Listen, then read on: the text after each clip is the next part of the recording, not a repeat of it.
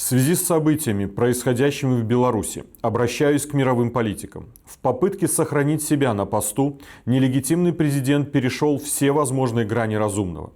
К убийствам, пыткам, безграничному насилию, тюремным заключениям, штрафам и уничтожению всего, что связано со свободой слова и белорусской идентичностью, сегодня добавилось новое уголовное дело против журналистов и был заблокирован домен крупнейшего независимого СМИ Беларуси «Тутбай», который являлся долгие годы основным источником информации для граждан нашей страны.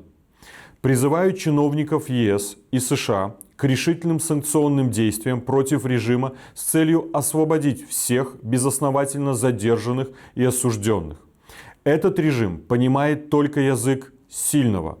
Под санкции должны попасть все ответственные за массовые репрессии: силовики, чиновники, фальсификаторы, помогающие Лукашенко незаконно удерживать власть.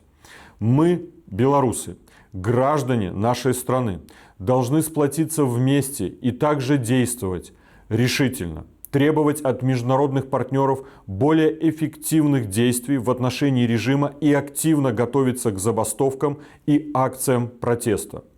Уверен, что нам важно иметь на этот счет единую позицию демократических сил Беларуси, которую поддержит белорусское общество.